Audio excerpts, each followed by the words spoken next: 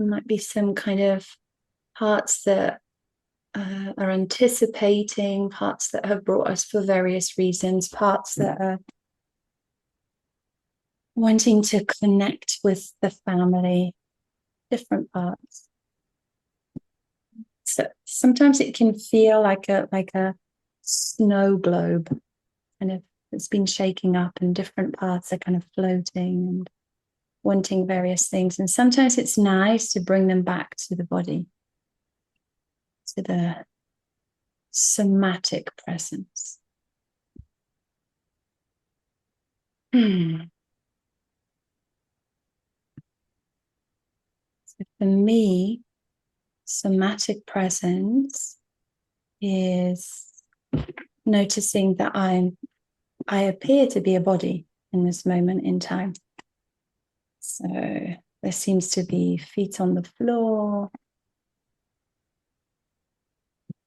body on the chair.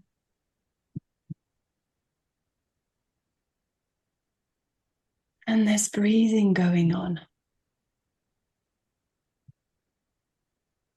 And this is somatic presence. And notice how it feels for you to be a body right now. If you take a scan from the crown down to the toes, just see if there's anything here that is calling out for your attention.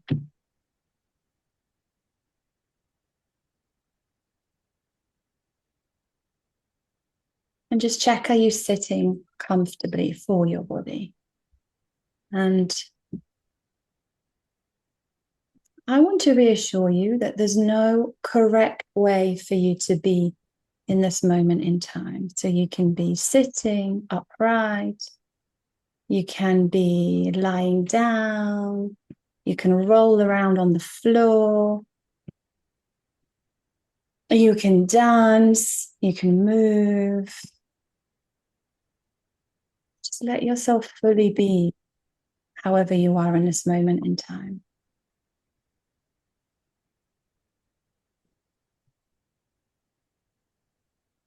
And notice if there's any areas of tension, relaxation, openness.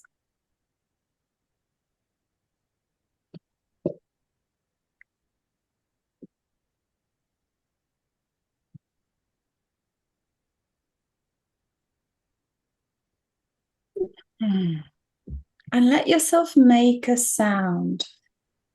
So maybe on the next in-breath, as you take the breath, as the breath comes out, just let yourself sigh it out.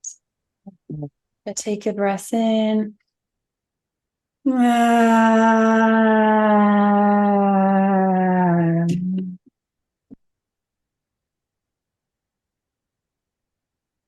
And if parts of you felt a bit shy doing that, maybe do that on the second turn. Again, take a breath in and then maybe just sigh it out, however it wants to come out.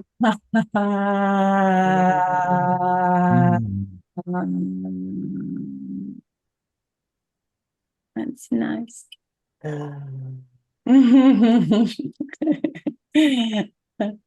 I love hearing all the sounds of your body. That's so nice. Hi, Drew. We're just taking a moment to just kind of do whatever's going on now. So that's somatic presence. And then there's this kind of presence in the psyche. We can maybe call that psychological presence. And just notice, are you aware of maybe some thinking?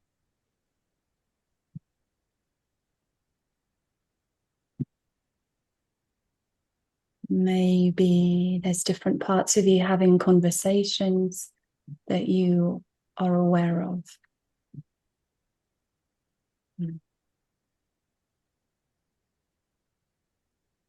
Just kind of let them know, yeah, this is all being witnessed in consciousness.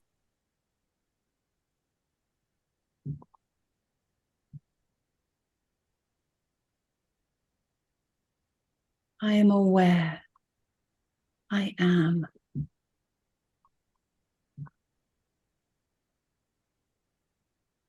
And then this I am leads us perfectly into presence in its purest sense. Now, if we were to give us a little word, we could call it spiritual presence. And that presence, for me, as I see it, is the presence that makes space or gives presence to the psychological presence and the somatic presence. So I see presence as sort of three things, but really they are held within this oneness.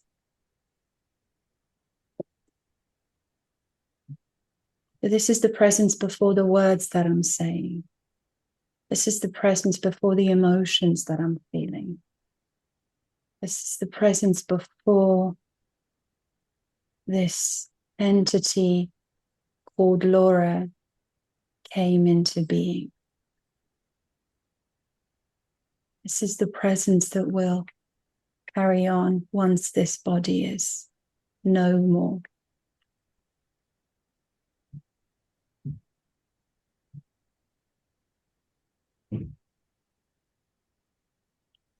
And Bessel van der Kolk, in his beautiful book, he said that lack of presence is the hallmark of trauma.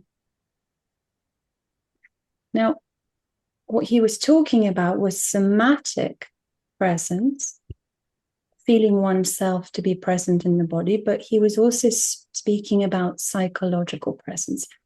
Here in non-dual IFS, we know that we cannot truly lose presence. It's not something we can lose.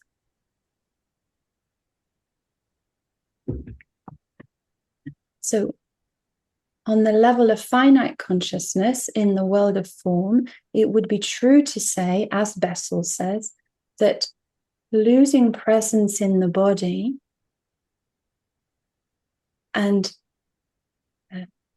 exiling parts of ourselves, so that's losing presence to our psychological realm, the psyche of the mind, is a hallmark of trauma. That is true.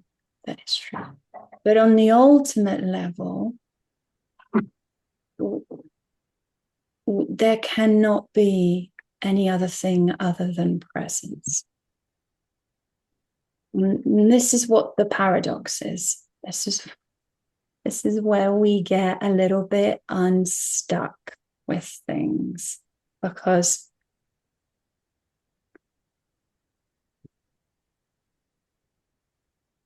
non-duality is simply presence or awareness or being.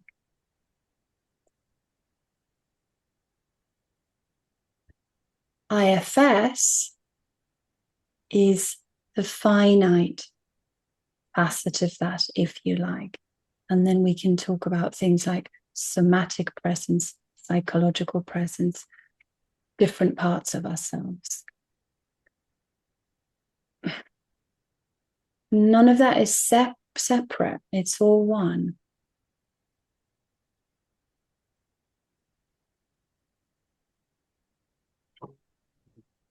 And sometimes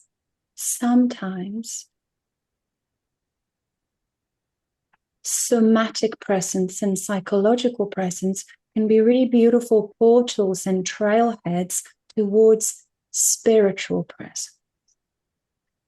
So you could say everything in the finite world is calling us back home to our original home, which is in presence, in now.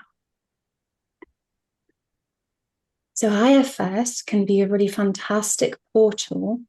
You know, we talk about a trailhead as though it's a trailhead from towards sort of a memory of our exiled parts. But trailhead must be a two-way thing. So we can turn around and walk it towards home. And so the content of our mind, the content of the experience right now is a portal, a trailhead towards presence. It's already unfolding in presence. What do you think about checking in? This is so much, Laura, to see how we're doing and coming along with Will do. these Yeah. three presences. Yeah. Let me just finish it off, and then we can come and open it up to a wider field. But so everything is already here in the present moment now.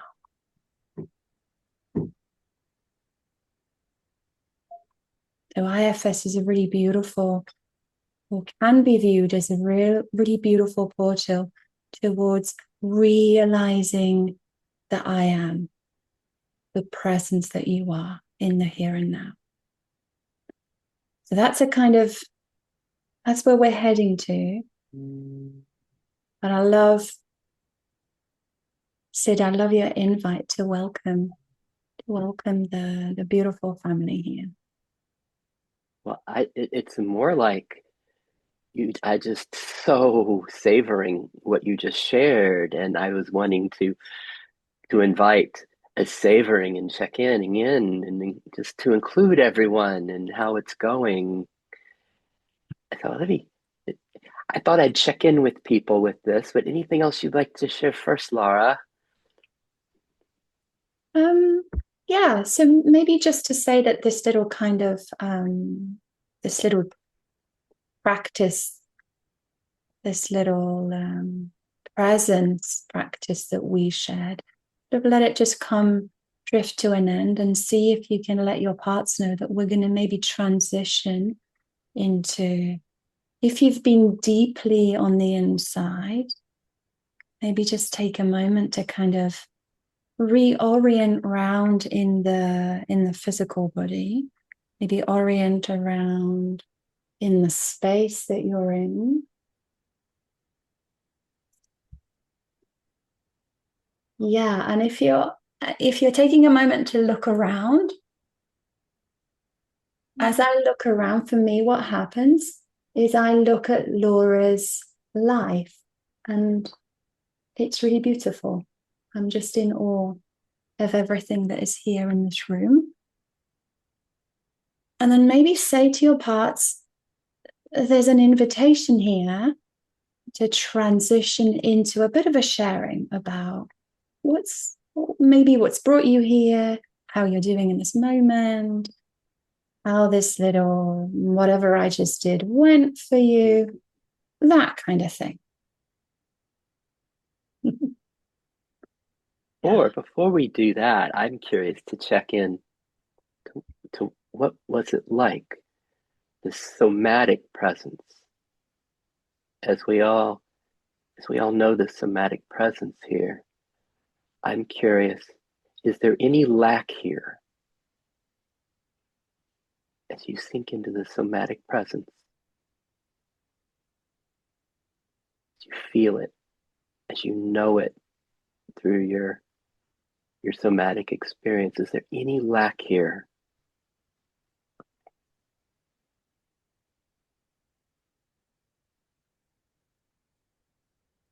And what's the flavor of the somatic presence? We use the word self and IFS for beingness, for this isness. Is that what you find here? And then when we open up to hear our parts, to hear the arisings in us in this psychological presence. In IFS, we know it as there's a beingness and there's parts, there's self and parts. So psychological presence, you hear parts. And as you hear what's arising, are they representing fulfillment? Or is there a sense of lack or want? Like, oh gosh, hey, wait, I have something I need to share. Oh, I haven't eaten enough this morning. Oh, what am I doing later? Was this really the right time to be here? And gosh, we don't even know Drew. We're going to get to meet Drew today, and it's like, who is Drew? It's like to notice the voices that are here and the psychological presence. And then Laura uses the word I am, the I am later. But let me ask you this, as you notice the voices of the psychological presence of your parts, are they separate from beingness? Are they separate from the self? Are they separate, or are they an expression of self? And lastly, Laura takes us to spiritual presence. What is that for you? Spiritual presence. What's that like here? Is there any lack here in spiritual presence for you?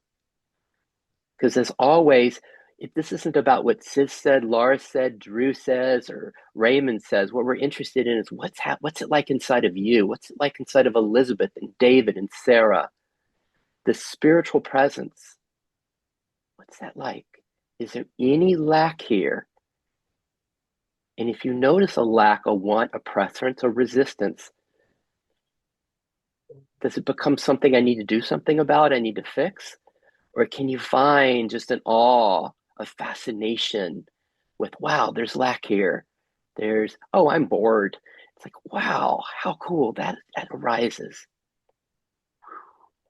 So before we open it up, maybe we can have a little something from Drew just to maybe bring this all together, and then we're going to open it up and see how this is playing for everybody. Hey, Drew. Hello, nice meeting all of you. Um, I am, I would like to say that in new spaces, usually I am a little parts led, so I gradually unfold. So please have some patience. I'm Drew. I'll just introduce myself. I'm a social worker. I'm a licensed clinical social worker. I live between southern Illinois and northern Texas in Dallas area and in a rural southern Illinois where I have my practice. I'm a professor at the University of North Texas and I teach clinical social work practice there. And uh, I'm level one trained IFS practitioner. I got trained in EMDR and some other modalities, but now I don't do them. Uh, I'm full time in IFS. I'm doing various program assistant. I'm very deeply involved with the IFS Institute's trainings. Um, uh, Last 1.5 years, there was not a single time when I'm not part of some training going on. I will be doing an IFS level 2 IFIO. It's very relational um, in October. And I am still very new to the level of, but it's not a very practice or trained, but I have the sense of non-duality. I've been part of this community since I've found this out after my IFS training. But I have also been like a student of Advaita Vedanta for a long time, the non-duality, and I come from that tradition. But I would also say that it is both a legacy burden and a gift. A burden in the sense that I have had parts that have got really ruptured by lifelong people growing up in India, um, not really embodying what they preach. I have met many people who had, you know, who did not embody the idea, and I got really ruptured and disillusioned and moved towards a materialistic worldview for a long time. Sid, you're raising your hand? Like, me. I am Okay. so curious, Drew, when you speak of your background. Yeah. What is non-duality for you now, right now? What's it for you? How does it live in you? it lives in me as a sense of entering and exiting familiar spaces. Like for example, I entered this space with you all. I have read you got to know your post, but I feel the more I deepen it, that this is different people, but this is not an unfamiliar space for me. I'm not entering here as a misfit or as a stranger. And that's the reason I'm talking. I'm not as scared. My anxious parts are not like, ruling my way, asking me to not reveal myself. Beautiful. I have a thought, Drew, that we could just to evoke things from you, me, and Laura, responses when we go around and hear from everybody, then we can see what that invites in you as far as wanting to add. Does that sound good, or is there Yeah. something else you'd like to share for our little starters, or can we just dive in with everybody? No, I would love to hear. Oh, first off, before we do that, how about Drew? He's joining me and Laura at the conference in September at the IFS International Conference, which we're excited about. But I just wanted to invite you to notice, what was it like for you when Drew was sharing, when I was sharing, when Laura was sharing? So this is a participatory game for all of us. Like, did you notice parts coming up and parts coming up in response to what Laura was saying, to what I was saying, to what Drew was saying? And then can you notice, like, from self, from beingness, from I am, from love, like all you gotta do is look at Drew's face. You just like fall in love. Don't you just adore him? Like, can you like find that really? And then notice any parts that might obscure your adoring Drew. And it's like, whoa, oh, how sad. I have parts that are you miss out on this. So as we begin today, first off, I've got the recording on because I promised people that we would share this on the IFS Nondual community page.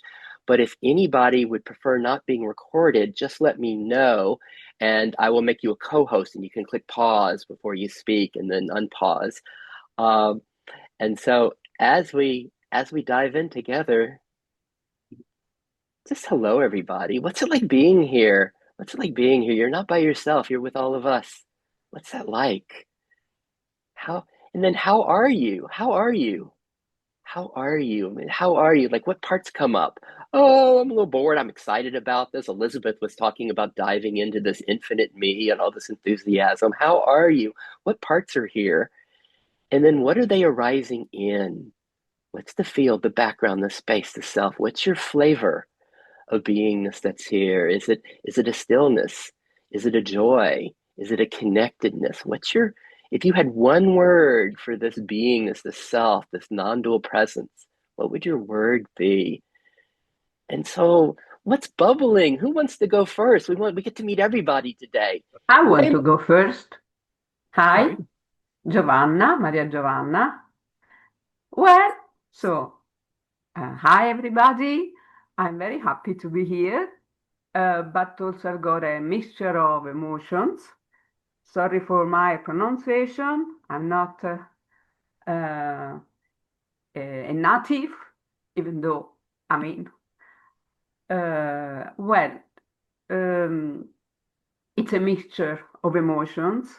On one hand, I feel emotional. On the other, very familiar because, as Drew said, there is an intimacy that we share, even though we don't know each other in person in our everyday life.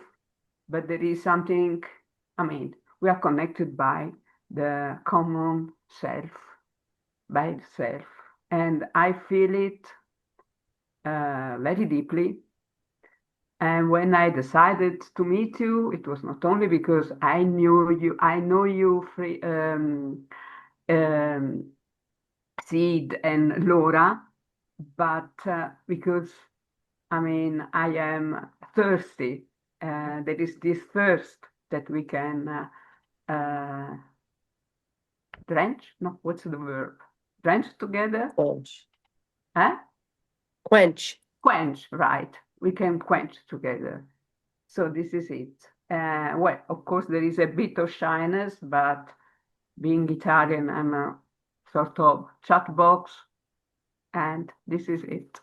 And very happy to be here.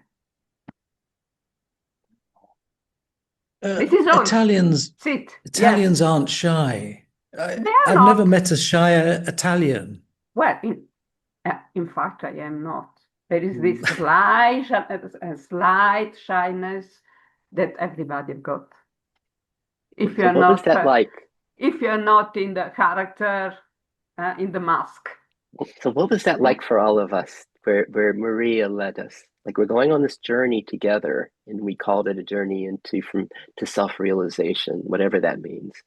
But as we followed Maria, what was your experience when she speaks of we're connected? There's an intimacy here. We're connected by the common self. Connected by the common self. How do you know that? What's most like that in your space right now, connected by the common self? How do you know that? What's that like? What you got, Laura? Yeah, Tone, Sid. go ahead. Oh yeah, maybe I should, because I'm the outsider here, because I don't know anything about IFS, but I know Sid because we've interacted elsewhere in other places. But what is very familiar to me is the non-dual language. I suppose I would say that I've been most influenced by Advaita Vedanta, and so that kind of language that Laura, is it? Yes, Laura was using at the beginning is very familiar to me. And also I like you guys because you believe in a methodology. I mean, there's some kind of practice and there's sort of methodology. As you'll know, Sid, we also interact with others who have what you might politely call the radical view of non-duality, where there is no one here, there is no one to practice, there is nothing to get because you're already complete. So I'm not in that camp. So I'm very much a path person. So I resonate with what you say. In fact, but what I'm really curious about is what you wrote, Sid, about what the exact words, practical ways of reaching the self or realizing the self that might be more effective than some of the traditional. Oh, I'm very curious about that. So anyway, that's it really. I'm a non-dual kind of person, and your language resonates with me, except for one thing which I'm not familiar with, and that's when you talk about parts. And I'm trying to get my head around that, because parts seem to me to be dualistic rather than non-dualistic. If you introduce parts, then you're adding something to the indivisible, what you would call the one indivisible reality of the self, the universal self. These parts then make it dualistic. So that's something I'm not familiar with in the lexicon that you use. So maybe somebody can explain it. Oh, thank you, Tony. Before we keep going, I'd love to kind of point to Laura on this one to see if there's anything that she'd like to say. You just really opened up the very heart of it and that was my claim that IFS can be more effective in a practical way than the Advaita and the Zen for the self-realization. And I'm not saying Laura has to back that one up. That was a Sid one. But if I could just interject here for a second, the real the real non-duality that is Advaita does not deny the practical path. In fact, within the teaching of Advaita, apart from the conceptual appreciation, understanding, and contemplation of the teachings, it does say that you then have to go into self-inquiry, which is practical, which is very practical. Yes. It's only a certain section of non-dualists that you might meet on Facebook that perhaps take different views. So there's a whole Awesome. spectrum of views, of course, but which you're Great. And familiar with, of course. yes, before we go to Raymond with this, because I know he has something to say on all of this. Laura, where do you go with what the door Tony opens? Yeah, I really love that you ask that. And this is such a massive question that so many people have. If you're saying that everything is non-dual presence, then how on earth do we have parts? There's a kind of multiplicity here. Yes, it's paradoxical. It's paradox, yes. And I often say, you know what, to really get a good grasp of the non-dual teaching is to really get comfortable, to develop taste buds for paradox. So when the paradox comes, we kind of go, this is a really cheery quote. Yes. So that's Yes, but it's only sorry. I'm sorry. Yeah, I won't interrupt, but I feel it's important to make this point. It's only paradoxical to the mind, but to pure beingness, there is no paradox, because the one is appearing as many, and the impersonal and the personal are not separate or different. So it might seem paradoxical to the mind because it can't resolve this apparent contradiction, but to pure beingness itself, there is no such paradox. Yeah, that is right. So a part of you was curious about how can we reconcile this notion of parts. So to a part of you, there was a paradox. So I'm talking to this part of you. And so let's use an example here. Let's assume Tony, this is quite a classic one. Some of you will probably know it. Let's assume Tony falls asleep at night. And Tony has a dream in his consciousness about, I don't know, meeting up with some friends. And so there's different dream characters in his mind. Yeah. We should call those dream characters parts. They are different parts or facets or activities of his consciousness. Yeah. So then, from the point of view of the dream characters, they appear real. And we know that because many of us in this room will have woken up from a dream, either screaming, crying, shaking, sweating. It feels real. It has an effect on the body. So we could call those dream characters parts. Yeah. But then when Tony wakes up, Tony goes, oh gosh, I really had, such a beautiful dream. I dreamt about all my friends. But all of those parts were unfolding in Tony's consciousness. Now, what I pose is that each of us here and the 8 billion in this world are simply parts of a greater consciousness. So we could say it's parts ad infinitum, forever. You know that lovely phrase, turtles all the way down? We could say it's parts all the way down. Yeah? So this is that kind of fractal notion of these iterations of self-similar patterns. Okay, but it's ultimately in one consciousness, that kind of cosmic consciousness. That's maybe, I don't know if that helps to reconcile the notion of power within a consciousness. I don't know. Beautiful. So just as we're diving into this together, and I know Drew's got a comment and then we'll go to Raymond, but also, like, for me, this is a celebration of all of us. I'm so happy everybody's here.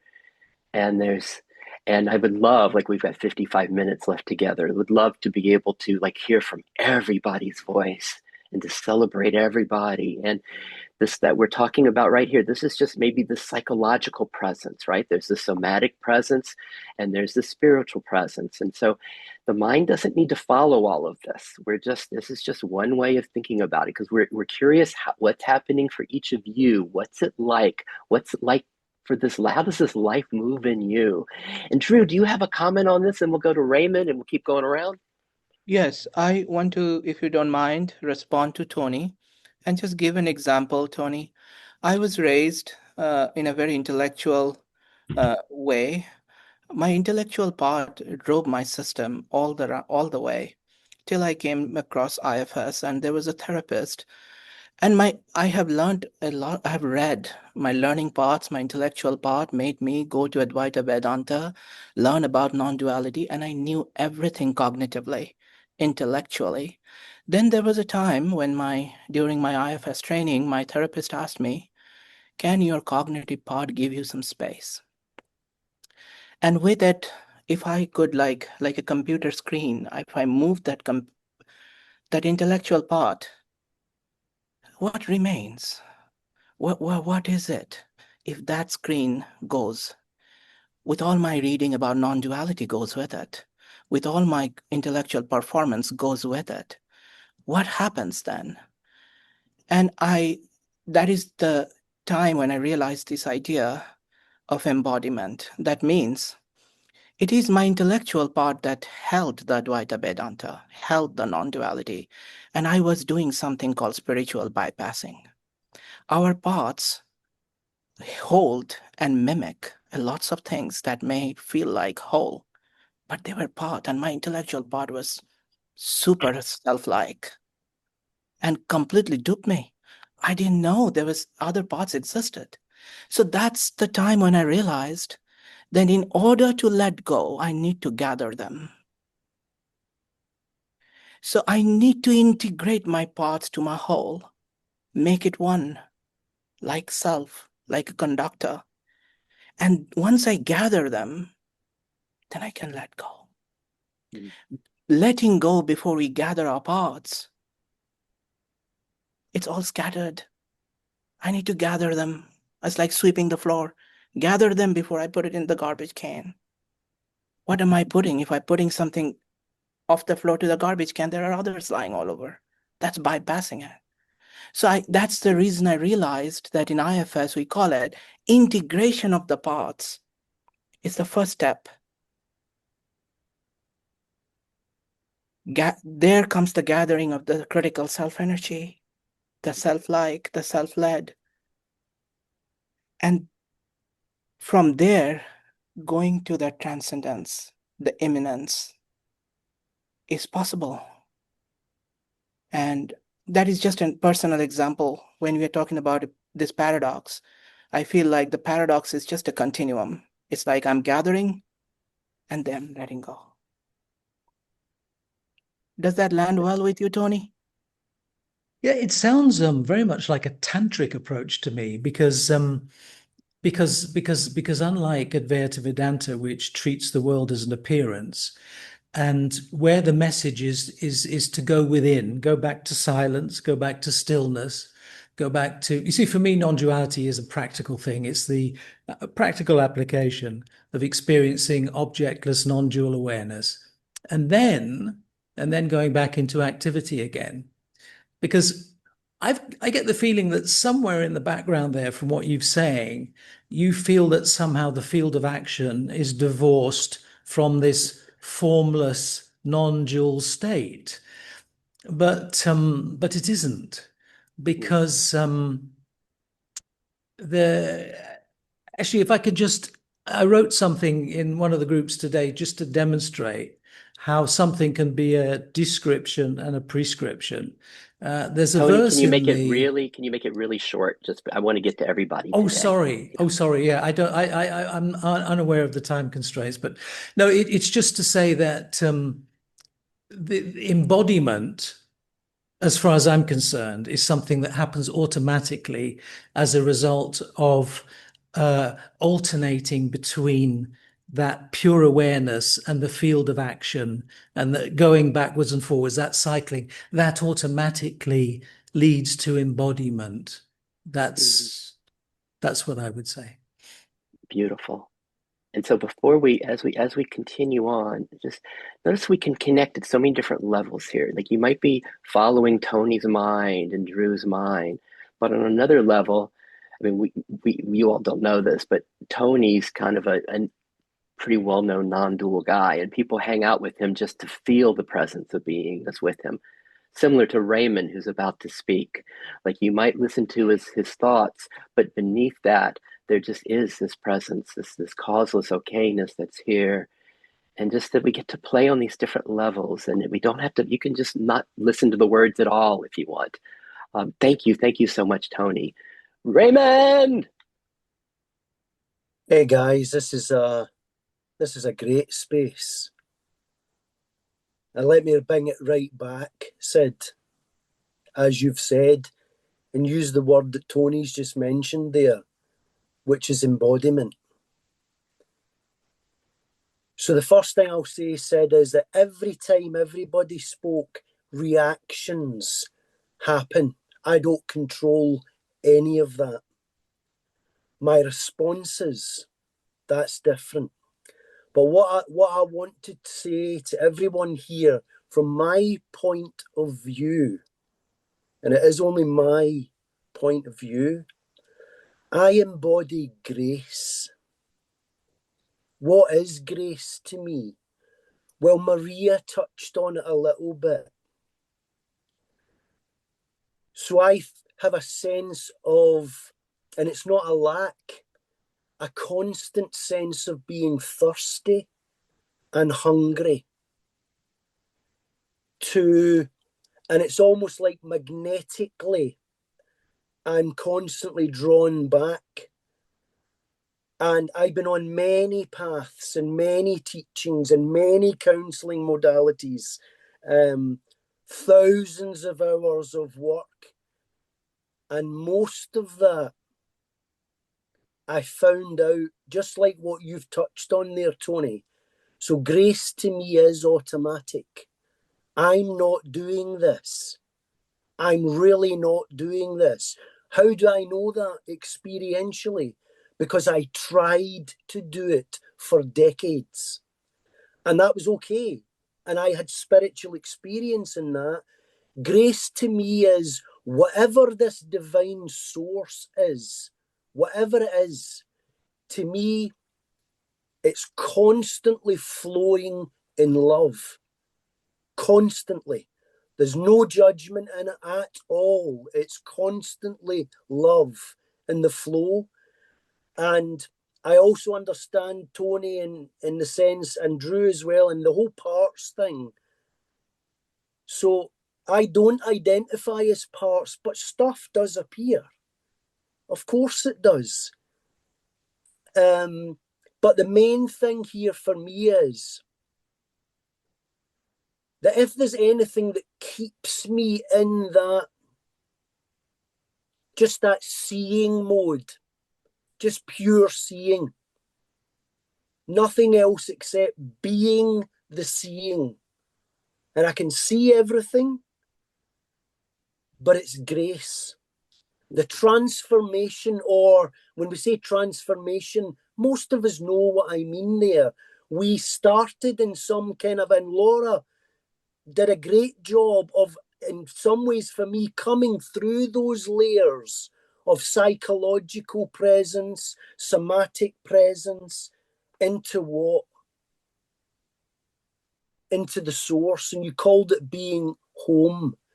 So for me, in order to stay at home, I fully trust and rely on grace, and everything that pops up as a judgment on Drew or Laura or Sid or Tony, I surrender to that immediately. I don't own that. I don't say that's me. I notice it and I surrender. I'll finish there, Sid. So grace for me is the answer. Let's go around. We're getting Raymond's word for this being, this I am, this home. His word is grace. And I have a thought to just go to each of our squares and what is your word for this beingness, for this I am? Is it peace? Is it love? Is it stillness? Is it openness? Is it grace? What's your word? Is it aliveness? Is it oneness for each of us? How do you know this beingness? What's the default in your system? What's the loudest expression of it? It's just one word, and then we'll go to Laura and then continue playing around. If it's all right, I'm just going to call on everybody's name. We'll go quickly as you show up on my screen. Elizabeth, what's your word? Pure. Thank you. Drew.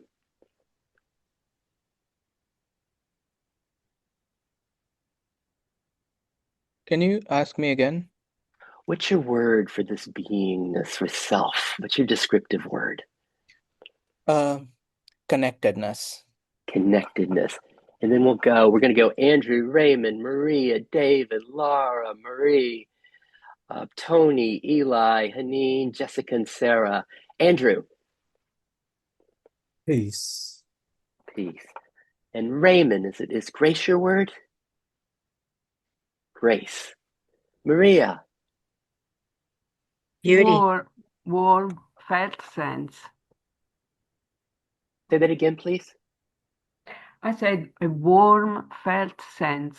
Warm felt sense. Thank you. And just pause for just a minute. Warm felt sense. What's that like for all of us? What's most like warm felt sense in your systems? And if you're not sure, just feel into Maria. She can help you find it. Feel into there. Thank you, Maria. David, what's your word? Unfabricated. Unfabricated. Unfabricated. How does that land in each of us? What's most like unfabricated? Laura. Presence. Presence. Presence. Maria M. There are too many words and none of them fit. Beauty. Beauty. Beauty. When we hear beauty, what's most like beauty that's here for each of us? How do we know beauty? Self is beauty. Thank you, Maria. Tony. Bliss. Oh, bliss. We can't jump over that one. What's most like bliss that's here in each of us? What's most like bliss? How do you know bliss is here? Oh, look at Laura. There's bliss. Woo. What's the bliss like? What's it like to be bliss? What's it like to let bliss have you, pervade you, be this, to be bliss? What's that like for each of us? What's most like bliss that's here now? Most like bliss. If you're not sure, just like a tuning fork, feel into Laura. I don't want to leave this. Just one more moment. Bliss. What's it like to be bliss? Like these ancients, they say this is our nature. They said Ananda, Ananda, bliss. They say it's our very nature. If we feel into what's really here, beneath it all is bliss. What do you touch? What can you find here? And it's like the ultimate shortcut. Just going right there. Bliss. Woo! Thank you, Tony. Eli. Allowing. Allowing. Allowing. What's most like allowing in each of us? What's it like allowing? You might have a different word. It might be openness, welcoming. What's allowing in your system? What's it like to be allowing, to be this? Thanks, Eli. Haneen.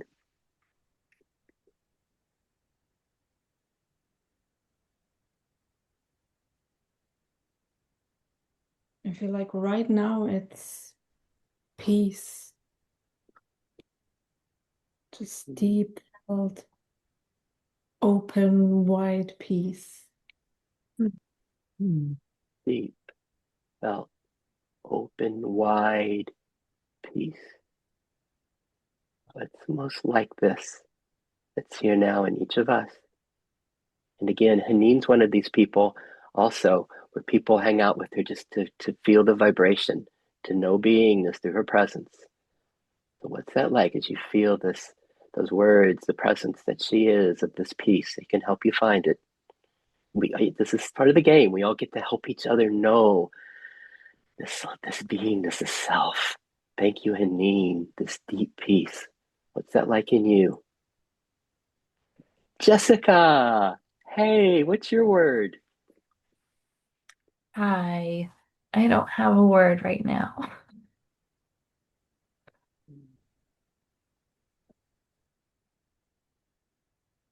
Oh, that's About perfect. Maybe that's the deepest of all of us, right? Silence. And also, just to include her voice, I adore my friend Jessica, and just to fully include that, we get to feel moment of Jessica here, and there's no word, silence, no word. Thank you, Jessica. Oh, Sarah, what's your word?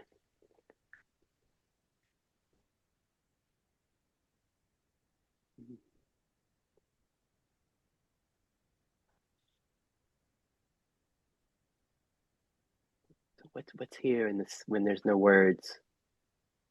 What's that like for you? Does your mind fill it up? With parts fill it up, or is there an enjoyment of the space that Sarah's offering us? And I'd love to hear what Laura does with all of this richness. If there's anything bubbling in her that she'd like to say, then we'll keep going around and seeing what's here for everybody. I just loved that game, Sid. I loved that game. Thank you so much. Thank you, all of you, for sharing your portals, your entry routes into presence, grace, bliss, silence. I loved it. Let's keep going around. Okay, then let's keep going around then. And then, okay, let's go to the other side, because there's in IFS, right? We just divide itself in parts. And so maybe the next question for everybody is, what's your loudest part right now? Does that seem good, Laura? Do you have another idea that would be most fun for us right now?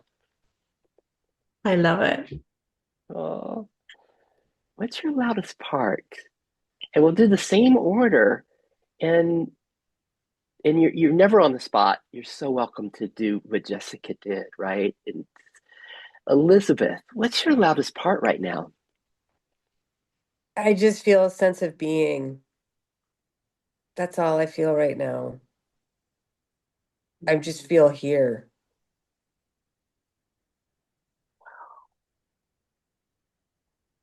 So let me ask us all, this sense of self and beingness, does it end at our square? If, when we were playing that game and we were using our words, Raymond's grace, this presence, this bliss, is it like my bliss, my presence?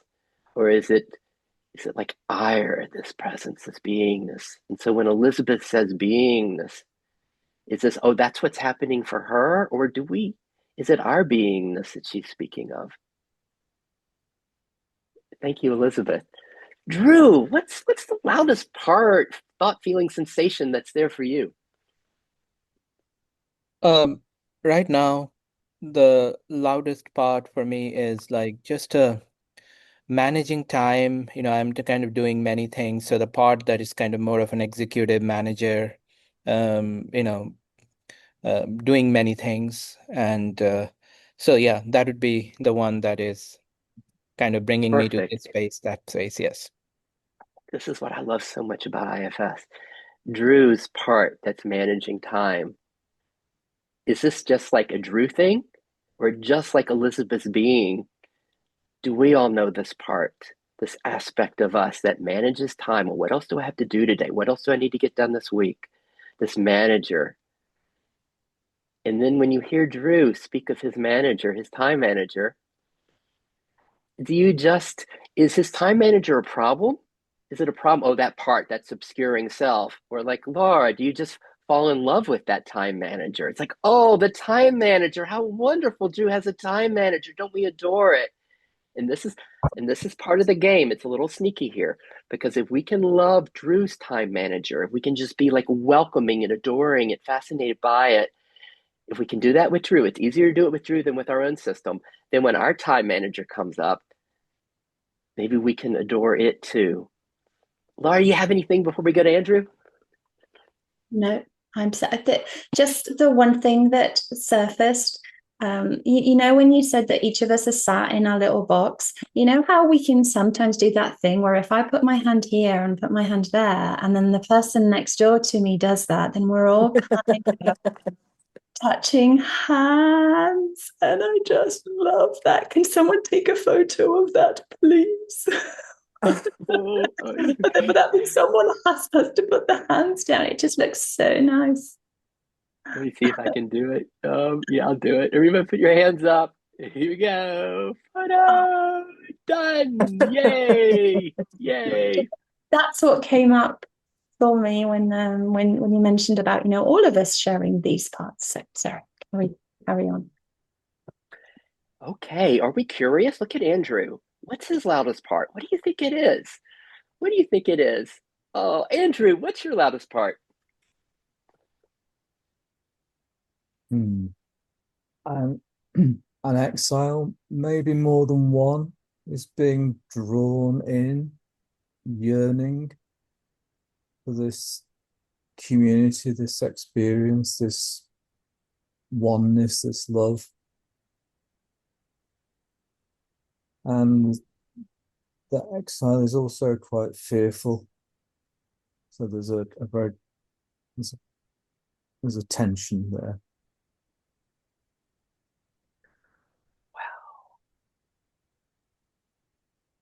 Hear Andrew speak about this vulnerable exile.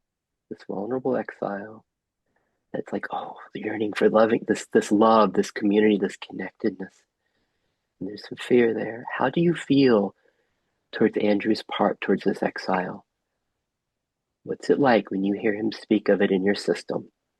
What's it like? And just for Andrew's part, can you feel this love, this connectedness from us all? It's just welcoming that part in you, just adoring that part in you, welcoming it.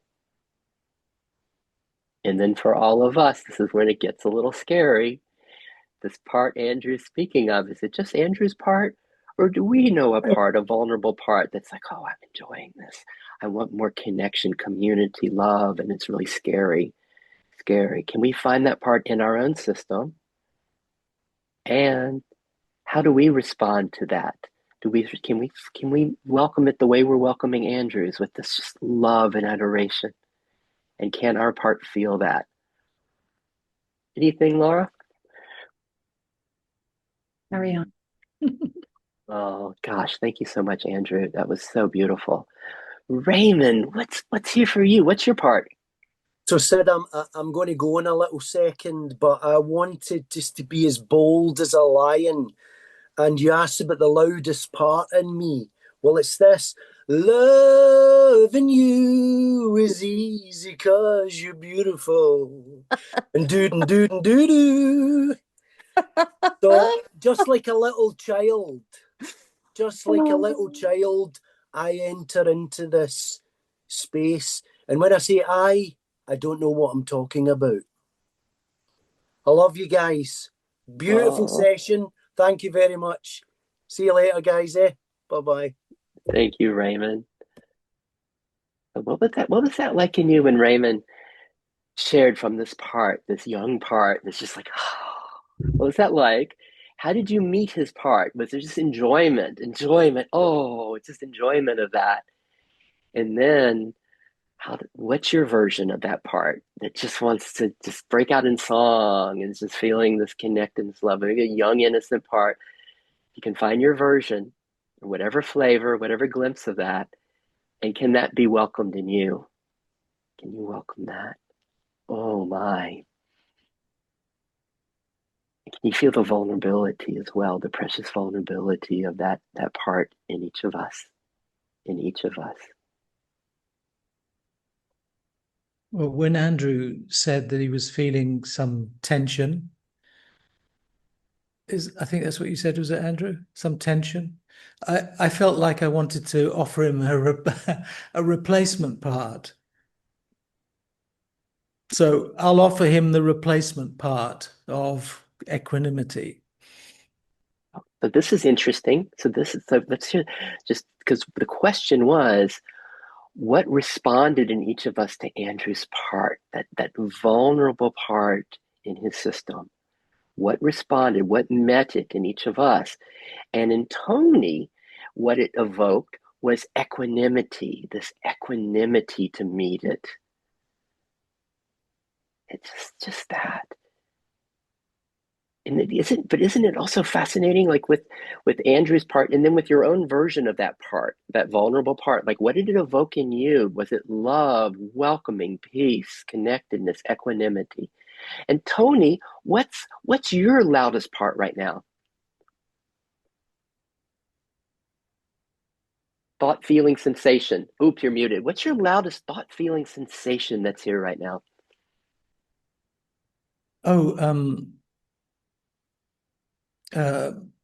Peace, beingness, unboundedness. Oh, I have too many words. Oh, ananda. Actually, if I give you the word ananda, that word is Every other word that's been said going around it's all Ananda. Bliss, peace, happiness, completeness, contentedness. It's all Ananda. But for each of us, when we hear Tony say this, speak of this Ananda, this bliss, this peace, what does it evoke in us? Does it evoke, is it just a connectedness, a resonance with, oh, that, yes, I love that. I can feel that here. And then some of us, there might be a part, an understanding part that comes up. Let me see if I can follow what he's sharing. Like, what does it evoke in you? And is that fascinating? Be fascinated with what's evoked. Laura, before we go to Maria, anything bubbling? Not at all. I'm super happy to just be. Drew, any comments before we go to Maria? Anything bubbling? No, I think that this kind of goes very well. Tony is embodying his self energy. Even if you're asking him questions about his part, what we are seeing is this very critical mass of self energy that is constantly present. And I would say that there are parts of me that aspires to be like that.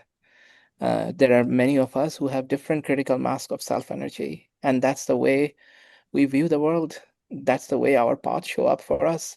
So I'm noticing there are people here with a who have been kind of deep in their practice over a period of time, that their presence has self energy. And I wanted to tell them, not all of us are like that. We are new to the domain. When you ask me about paths, I'll talk about a path. But when you talk about your path, to me, it sounds like self. It sounds like so much critical mass of self energy in you. And God bless you for having that.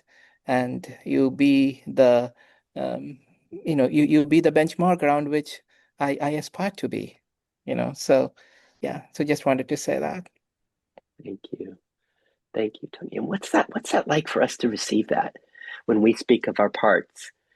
Tony hears the self. He hears the beingness.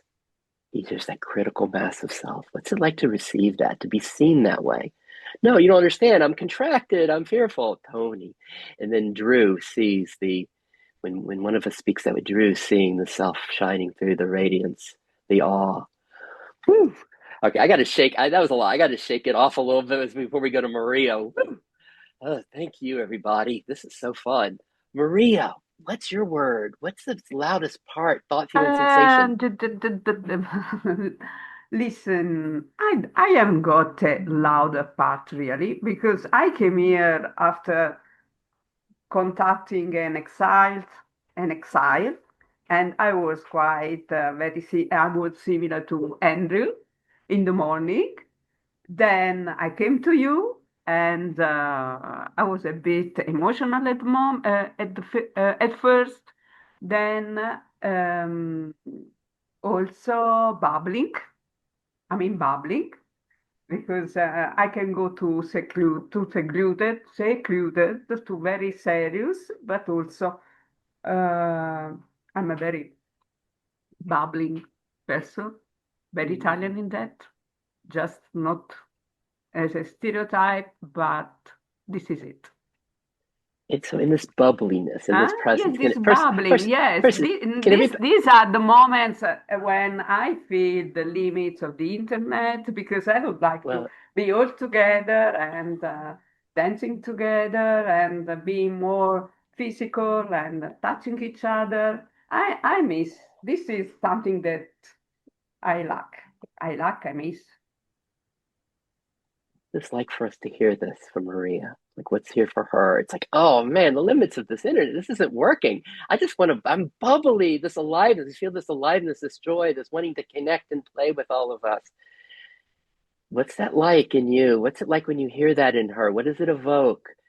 And then can you find a resonance? Can you find that? What's most like that in each of us? That bubbly aliveness, that bubbly aliveness. What's most like that in each of us?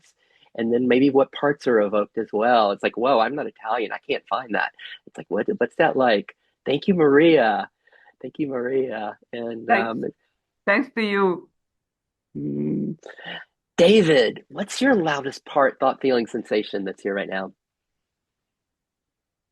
like looking for a part, like which is the loudest part. So there is this stillness, and then wait, should I have a loud part? What is that part? So kind of a process. So the looking, is it sometimes we call it like a spiritual achiever or a witness, an observer. Like, what about that looking? As we hear David speak about that looking, would that be the loudest right now, David? This one that's making sense of, thinking about it, curiosity? I can't say really right now. It's not so formulated. It's kind of relatively unstructured, but there. Thank you. So what arises in us as we hear David? Do we have thoughts like mine that are trying to like, oh, let me see if I can really hear the part that he's pointing to that's there? Or is that just so mental, Sid? It's like you just get to enjoy David. It's like, oh, wow, I get to enjoy David and the stillness that's there. How do you respond? How does your system respond to David? And again, can that be fascinating? How my system responds? What parts come up? What's it like to be me when David shares? What's it like? Woo! Oh my God, it's Laura's turn. So I seem to have the kind of the magical child part that's, you know, babies at one point, they figure out they have hands. Have you ever watched the video of a baby? Notice they have a hand and they're like, whoa, this thing's got fingers and wait, it's attached to me. Yeah. So I have this kind of like magical child part that looks at each one of you and says, that's me, and that's me, and that's me, and that's me, and that's me. And I'm all over the world right now talking to me and myself. So it's that kind of magical child that it's just loving this. It's amazing. And I'm attached to all of you, right? Just like the baby is attached to its hand when it's looking at, oh my God, I'm in charge of this crazy thing, you know. I'm attached to you. So it's intimacy at the very deepest level. Okay. I just thought of this quote. It's a bit of a sidebar. It's not related to what Laura said, but I just thought of this quote that seems to be really appropriate for this discussion somehow. And it's a quote from Ramesh Balsekar. Do you know him? He was a follower of Nisargadatta Maharaj, yes. And someone asked him, actually, there's a video of it in YouTube, and it's absolutely nails it as far as I'm concerned. Somebody asked him, what does it mean in practical terms to be awake, to be realized, to be awake to the self? And he said, well, apart from peace of mind and the end of suffering, he said what it means in practical terms, and you really have to think about this. It's very simple, but you really have to sink into it. Ramesh said that it is to be completely comfortable with yourself and to be completely comfortable with the other. That's it. Hey, we don't want to jump over any of that, like what Tony just shared. To be completely comfortable with yourself and to be completely comfortable with the other. Just notice what arises, what parts arise. Oh, I can't do that. That's too hard. That's unrealistic. What parts arise, what thoughts arise to that. And then what's most like that's here now? To be completely comfortable with yourself and be completely comfortable with the other. And then we got to go right back to Laura. We can't miss a moment of this magical child that she spoke of. First off, How did you respond to that? What was it like hearing her speak and having her, watching her look at her hand and like this innocence of knowing this? And that this intimacy that she describes, like, you are all my hand, you are all me, like the child discovering this is me. When she describes this about each of you, that she finds this, what's it like? What was it like? What was the response inside of your system? There were parts like, oh gosh, I want to open to that. How can I open to that? What was it like inside of you? And then could you feel it? Could you follow it? Could you resonate like a tuning fork? And she was this magical child was here in Laura, discovering, looking at her hand. Could you feel it? Could you feel it? This is so much of IFS is deepening into self, getting to know self for ourselves, right? And we have Laura demonstrating this very beautiful flavor of it, this magical child. Could you feel that? And then when she says, it doesn't stop here with my hand, and it doesn't even stop with you all, the whole world, there's an intimacy with every single one of you as an expression of me. You're like my hand, you're part of me. As you hear that, as you feel that, what's most like that which is here now?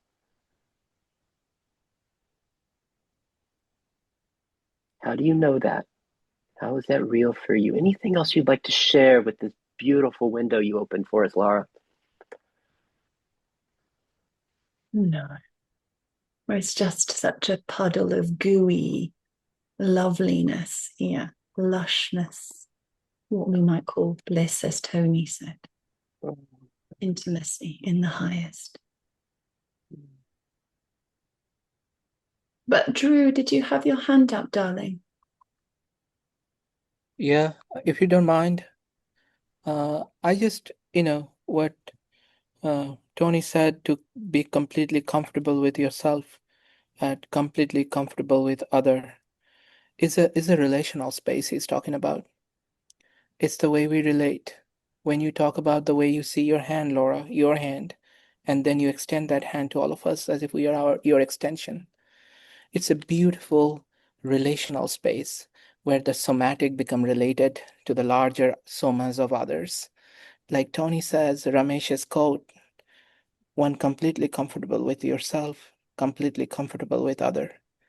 And I am a trauma survivor, and we all know I'm a trauma therapist. What trauma does is breaks that relational space and add some data point there of triggers, the way you look, the way you smell, the way your memories are. So that relational space, then we navigate from one to the other. It's a different time warp. It's like a lock boxed, and there we not comfortable with myself internally and not comfortable with other in the external family system. That's the reason trauma makes us into this mosaic of parts. And I aspire, as we heal, we go there, as you say, we go there from being comfortable with myself, IFS, then comfortable with other, the external system, then become like Laura. It started identifying my somatic appendage as an extension of the somatic being of others. That's what therapy would lead us. Those are the paths. And Dick says that there is no bad one. Even if I cannot identify my hand as attached to me, I feel like my hand is someone else's. It holds its own memory. I learned from IFS that that hand is not bad. And that's the precondition for it to get attached to me. This relational space is so fragmented for people with trauma. Those are the paths that we need to gather. That's all.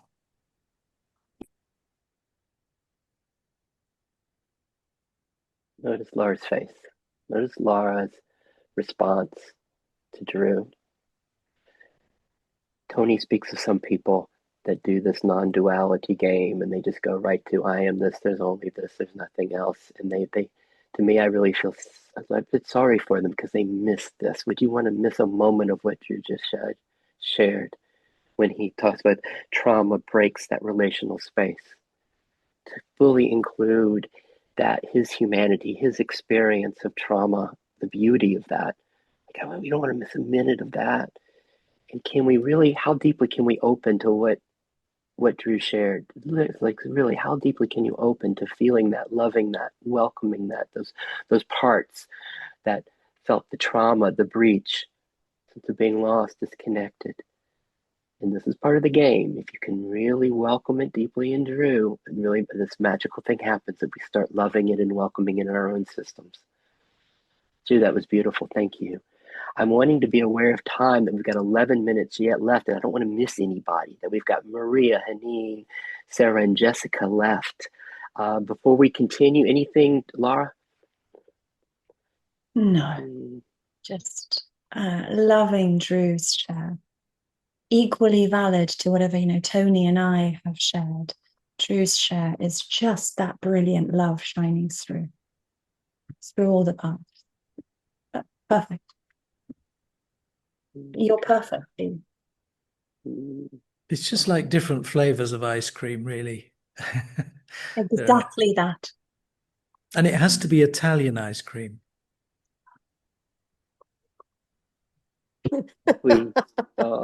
As we continue, as we look Gelato. at Maria M. Is it gelato? As we see the square of Maria M.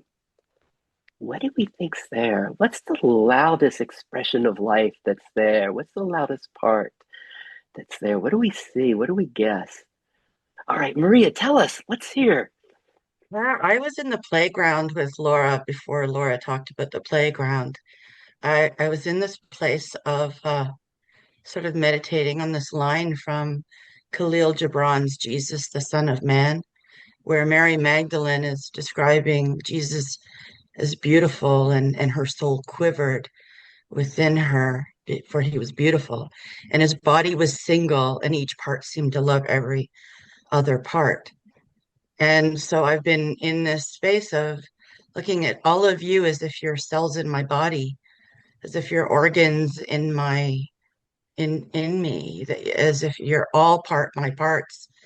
And as Andrew was talking about his vulnerability, and David was talking about looking for a part, and Tony and Giovanna and everyone's parts. I was in this space of playful curiosity and ecstasy, and then suddenly I became so overwhelmed with all the beauty and all of the energy that I'm now like just holding this part that is overwhelmed, just so overwhelmed, all of the beauty here.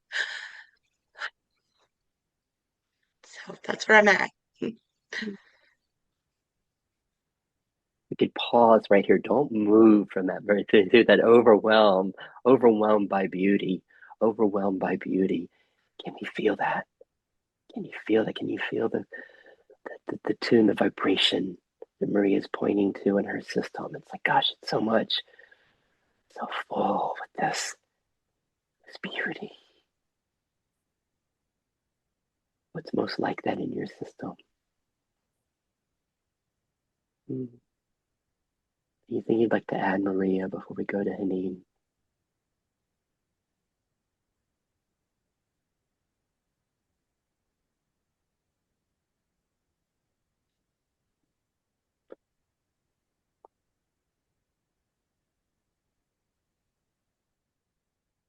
And last question, this fullness of beauty, do we need Maria here to find it? Or is it something that is accessible in you? Do you know this? Are you talking to me? Oh, Maria M. I'm sorry. She was, I don't remember. Well, nothing. all good. All good. Nothing. Oh. I'd like to hug you, all of you, particularly you, Sid. You're a beautiful host. Love you. Oh, yummy. You're great. What a beautiful group of people. As we go to Haneen, anything, Laura, before we? No. Wow. So here we're going to go to Haneen as we feel into Haneen. Haneen, what's there? What's your loudest expression, your loudest part?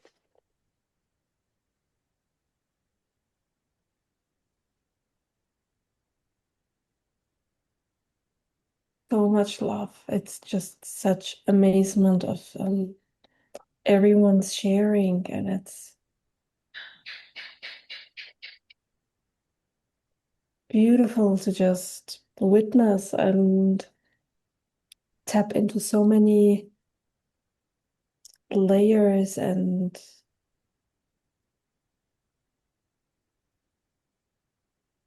I love Laura's invitation into so many different flavors and perceptions, and the hand thing. This is something I love to play with. Just to discover and explore the body from that. It was beautiful. I could really just tap in instantly, which was very, very it such intimacy. It's such a beautiful room that is,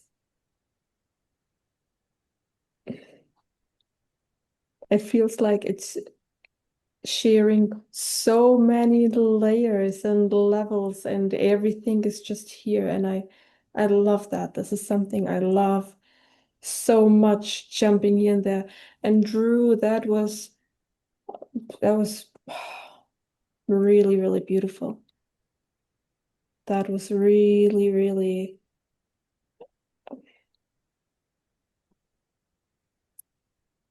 put well, so like put together so well. I could relate so much, and it felt like, wow, yes, exactly. It couldn't have been described any better.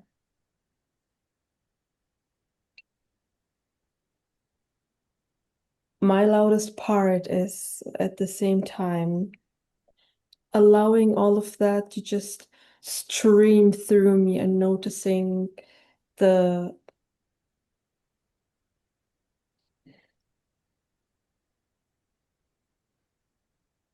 tensions of the somatic body, and the tensions of that openness where everything is just being felt in form of waves, where the waves stop and then keep moving, and just allowing this all to just keep streaming and moving and going, while so much is just showing itself, and yet witnessing so I love the jumper in me that loves to just witness this and that, and the beautiful faces and embodiments and expressions and the voices. It's just play.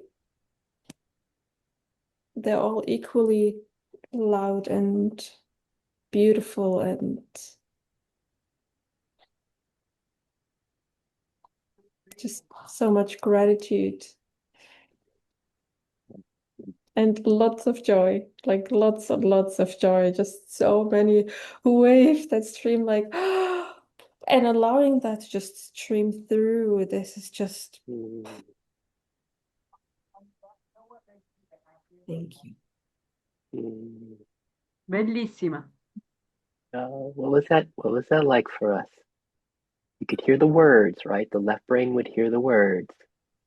Could you hear the music? Could you hear the music? And what was the gift of Haneen's music in your system? What did that open? What did that touch?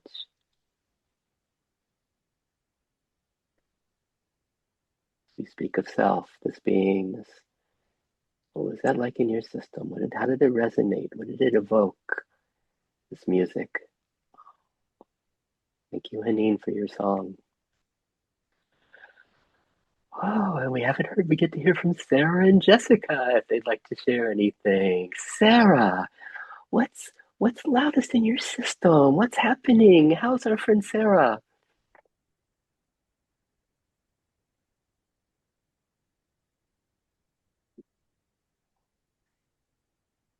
We get the silence again. We have a thought. Oh, sad. Like I adore Sarah. It's like Sarah's not there, but then there's the silence.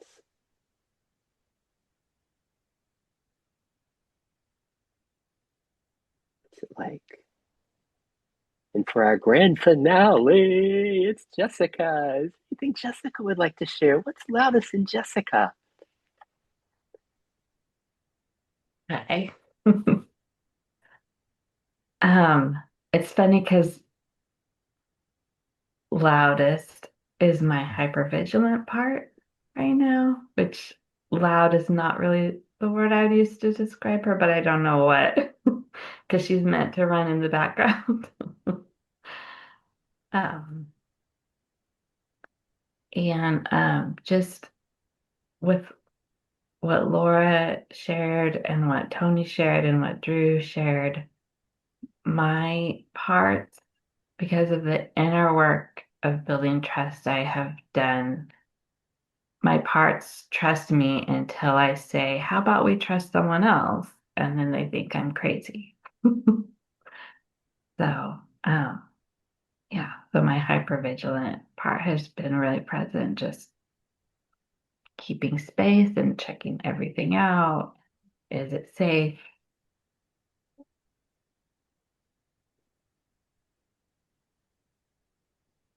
Thank you for being willing to share that with us, Jessica. Because everybody, is it just Jessica that has a hypervigilant part? No, right? So just as we're playing with, oh, Drew's like, I got one of those. But just as we're playing with like Hanine's sweet song and Laura's innocent, her child, Jessica's hypervigilant part. Notice how you respond to it. Is there the similar wow, similar like awe, and similar like, gosh, I'm so glad she has this hypervigilant part that's taking care of her. It's like a superhero part. See if you can find that for Jessica's system. This is a big deal. If we can really just adore this part and just be in awe of it and appreciation of how it serves her system, if you can find that, because if you can find it in her system, then when we find our version of it, if we all find our hypervigilant part, if you can find a resonance, can you find a similar welcoming of it? A similar, wow, I'm so glad this part is here to take care of me, to serve me. Can really welcome and love it. Any final thought, words, Jessica? Gosh. Oh. And just as we notice the 12 of us here, because we're out of time, and I'd like to ask for an indulgence for like 2 more minutes so that Laura and Drew could give some final words for us today. But just to notice all of our photo pictures. And is there any lack here? Is there anything missing? Or when we look and see each other's faces, what's it like? What do we experience? What do we see? Drew, final words.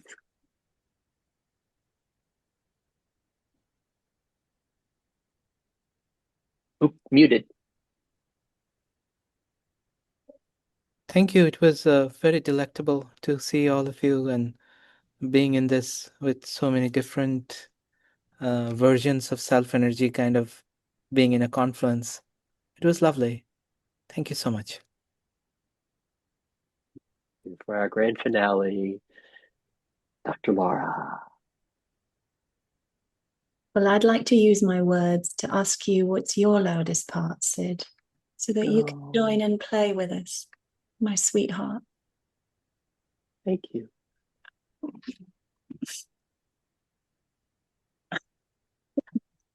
You're gonna make me cry. You make me cry. I think the loudest one is this. Like I get to see Jessica's face. I haven't seen her face in a very long time, and it's just like,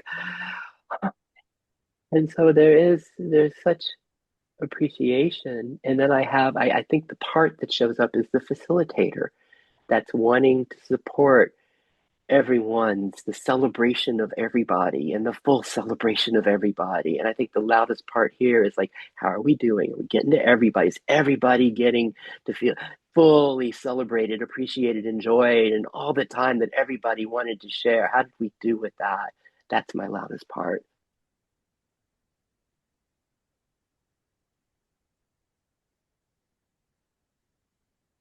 So my playful part wants to play the role of you, and I want to say, so everyone, as Sid shares about his, I can't do it as well as you. I can't do a Sid. Can we all find the facilitator part on the inside? I appreciate you so much, Sid. You are a joy, a pleasure, a beautiful, wonderful human, as all of us are here. And Drew, you touched my heart so much. And Maria and Tony and Helen and Maria and Andrew and David and Jessica and Elizabeth and all of the others. Who was here? Raymond was here. Oh, Sarah, I know you are here. Are you? I don't know. Sarah's here. She is here. I just checked. And who was here earlier? Jason was here earlier. There were a couple of people who left. Very cool. Where are you all in the world? Why aren't we all in one room? Except we are. But we're not, but we are. Beautiful. Thank Anything you. else as a final word, Laura? Is that just as you close our meeting for us? I suppose the thing I was going to open up with a bit of a clangor, this meeting. And the clangor was that parts is self and self is parts. And then I was going to kind of go around and explain why. And we've kind of done it. We've done it in an embodied way. Each of us has shown that we're all already parts and already self. And that there's an equal wow in Jessica's share and Tony's share. I don't see that one's better or worse. They're both just equally beautiful and shining with that presence, with that love. Oh, can I just say, there is unity in diversity and diversity within unity.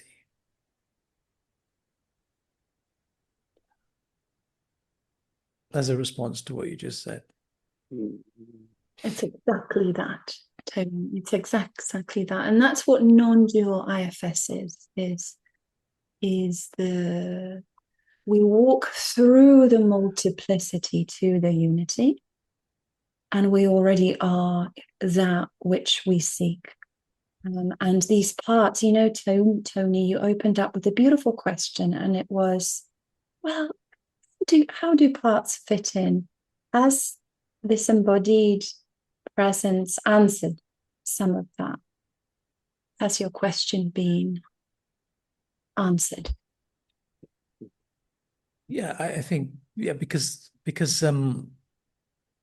well, I mean, there is only self. There is nothing but self. So whether it's without form or whether it's taking the appearance of form, parts, it's all one. There's not two. Beautiful. So what I like about you is that you're very human. I mean, I interact with other people who present a very dry, if you know what, a very dry kind of face to non-duality, which it isn't. And I like the fact that you present a very human aspect to it, because that will never disappear and it can't be denied. So I would just say that ultimately there is there is only unconditional love. And that unconditional love permeates all of our changing experiences like a fragrance. It's like if you have a flower in the room, you can smell the fragrance everywhere. So some people might say it's seeing God in everything. That would be another way of saying it. But I think that's ultimately what it is. Thank you, Tony. Gosh, that was gorgeous as we close. And I'm just very aware of the time and wanting to be respectful of everybody. Laura, do you want to give us a final closing word? No. Thank you, everybody. It was so beautiful being with you today. I love what we co-created together. Hope to see you soon. Thank you. Bye-bye, Sid. Thank you to everybody. Bye. Thank you. Thank you, everybody. Thank you.